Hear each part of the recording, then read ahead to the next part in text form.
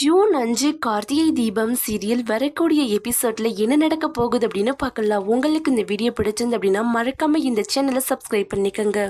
ரம்யாவுடைய வீட்டை சுத்தி பார்க்கறதுக்காக அபிராமி மீனாட்சி 2 பேருமே வர்றாங்க. கொஞ்ச நேரத்துல அபிராமிக்கு கால்லாம் வலிக்குது, என்னால இதுக்கப்புறம் நடந்து வர முடியாது, மீனாட்சி நீ வேணும்னா சுத்தி பார்த்துட்டு வா அப்படின்னு சொல்லிட்டு அவங்க ஹால்ல வெயிட் பண்ணிட்டு இருக்கிறாங்க. மீனாட்சி ரம்யாவுடைய ரூமுக்கு போனதுக்கு அப்புறமா தான் தெரியுது அங்க ஒரு ஆம்பளையாளுடைய சட்டை தொங்குறத பார்த்தாடுறாங்க. ஆகா, இவ எதை கேட்க கூடாதுன்னு நினைச்சோமோ அதையே கேட்கிறாளே அப்படின்னு ரம்யா பயங்கர கோவப்படுறாங்க. எனக்கு தெரியுங்க, இது நீங்க லவ் பண்றவருடைய சட்டை தானே, எனக்கிட்ட தீபா எல்லாத்தையுமே சொல்லியிருக்கிறா. சீக்கிரமாவே நீங்க நினைச்ச மாதிரி அவரையே கல்யாணம் பண்ணிக்குவீங்க. என்னதான் நீங்க ஒரு கம்பெனிக்கு எம்டியா இருந்தாலும் அதே கம்பெனில வேலை பார்த்துக்கிட்டு இருக்கிற ஒரு லேபரை லவ் பண்ணி கல்யாணம் பண்ணிக்கணும் அப்படின்னு நினைக்கும் போது உங்களுக்கு இருக்கிற பெரிய மனசு கண்டிப்பா யாருக்குமே வராதுங்க. சீக்கிரமாவே உங்களுடைய லவ் சக்சஸ் ஆகி அவரையே நீங்க திருமணம் செஞ்சுக்கணும் அப்படின்னு மீனாட்சி ரம்யாவுக்கு வாழ்த்து சொல்றாங்க. ஓஹோ, இதெல்லாம் உங்களுக்கு தெரியுமா? சரி சரி, சீக்கிரமாவே உங்களுக்கு தங்கச்சியா அந்த வீட்டுக்கு நானே வரப்போறேன் தீபாவுடைய இடத்துக்கு அப்படிங்கிற மாதிரி ரம்யா மனசுக்குள்ள நினைச்சு சந்தோஷப்பட்டுக்கிட்டு இருக்கிறாங்க. போலீஸ்ல அரெஸ்ட் ஆன அந்த ரவுடிய போலீஸ் அடி அடின்னு அடிச்சு உண்மை எல்லாத்தையுமே வாங்குறாங்க. அப்பதான் தெரியுது இதுக்கு பின்னாடி இருக்கிறது ரம்யா அப்படிங்கிறது. அவங்க எவ்வளவு பெரிய தொழில் அதிபர், அவங்க போய் இந்த கீழ்த்தனமான வேலையெல்லாம் பார்ப்பாங்களா? நீ எதுக்காகடா யாருக்கிட்டயே பணத்தை வாங்கிட்டு தேவையில்லாம ஒரு பொண்ணுடைய வாழ்க்கையவே கெடுக்கிற அப்படிங்கிற மாதிரி மறுபடியும் போலீஸ் அந்த ரவுடி பையெல்லாம் போட்டு அடி அடின்னு அடிக்கிறாங்க. சார், நான் என்ன சொன்னாலும் சரி, நீங்க இப்ப நம்ப போறது கிடையாது. ஆனா எனக்கு அந்த ரம்யா மேடம் தான் பணத்தை கொடுத்து ஃபர்ஸ்ட் அந்த தீபா மேடத்தை கொல்ல சொன்னாங்க. அவங்க எப்படியோ தப்பிச்சுட்டாங்க.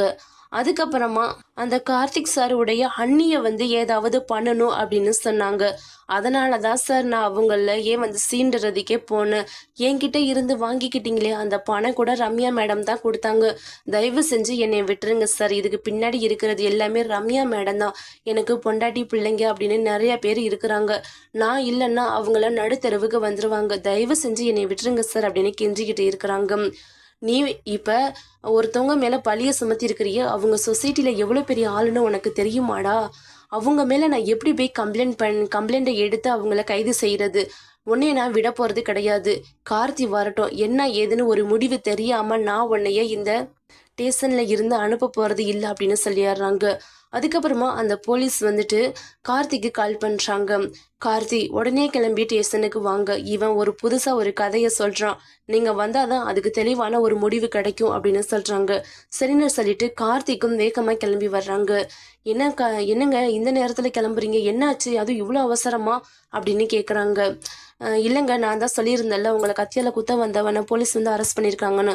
அவன் ஏதோ புதுசாக ஒரு கதையை சொல்லிக்கிட்டு இருக்கிறானா, அது என்னன்னு போய் நான் கேட்டுட்டு வந்தாரா அப்படின்னு சொல்கிறாங்க. சரிங்க, ரொம்ப பதட்டமெல்லாம் போகாதீங்க, மெதுவாகவே தானே போங்க அப்படின்னு சொல்லி தீபாவை அனுப்பி வைக்கிறாங்க.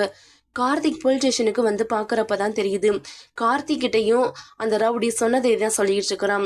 ரம்யா மேடம் தான் இதுக்கு பின்னாடி இருக்கிறது. உங்களை கல்யாணம் பண்ணிக்கணும்னு நினச்சிதான் உங்கள் ஒய்ஃபை கொலை பண்ண சொன்னாங்க. அது முடியாததுனால இப்போ உங்க அண்ணியையும் கொலை பண்ண சொன்னாங்க. அந்த நேரத்துல தான் போலீஸ் என்னைய பிடிச்சிட்டாங்க அப்படிங்கிற மாதிரி எல்லாத்தையுமே சொல்லிட்டு இருக்கிறாங்க. ஆனா அந்த ரவுடி சொல்றது கொஞ்சம் கூட நம்பவே முடியல. ஏன்னா ரம்யா கார்த்திகிட்ட இது வரைக்கும் அந்த மாதிரி தப்பான ஒரு எண்ணத்துல பழகாமையை தான் பேசிக்கிட்டு இருக்கிறாங்க. அது கார்த்திக்கு புரியுது. அப்படி இருக்கும்போது இந்த ரவுடி சொல்றதுல எப்படி உண்மை இருக்கும் அப்படிங்கிற மாதிரி யோசிக்கிறாங்க. கார்த்தி, நீங்க ரொம்பலாம் யோசிக்காதீங்க. கண்டிப்பா இந்த ரவுடி பைய யார்கிட்டயும் பணத்தை வாங்கிட்டு இப்படி தப்பான ஒரு தகவலை கொடுத்துக்கிட்டு இருக்கிறான் அப்படின்னு சொல்றாங்க. கார்த்தி அவனுடைய ஃபேஸ் கட்டை பார்த்துட்டு சொல்றாங்க, இல்ல அவன் சொன்னது எல்லாமே உண்மைதான். இதுக்கு பின்னாடி என்ன நடந்துகிட்டு இருக்குது அப்படிங்கிறத நாம தான் கண்டுபிடிச்சுக்கணும். அவன் சொல்றதுல பொய் இல்லை. ஏன்னா அவன் சொல்லும் போதும் அவ்வளோ பதட்டப்படுறான். அவன் பேச்சுல ஒரு உண்மை இருக்குது அப்படின்னு கார்த்திக் உண்மையை கண்டுபிடிக்கிறாங்க. இதுக்கப்புறமா கார்த்திக் கிட்ட ரம்யா சிக்கிக்கிட்டு என்னென்ன பண்ண போறாங்கன்னு தெரியல. ரம்யாவுடைய சீக்ரெட் எல்லாத்தையுமே கொஞ்சம் கொஞ்சமா கார்த்திக் கண்டுபிடிக்க ஆரம்பிச்சுட்டாங்க.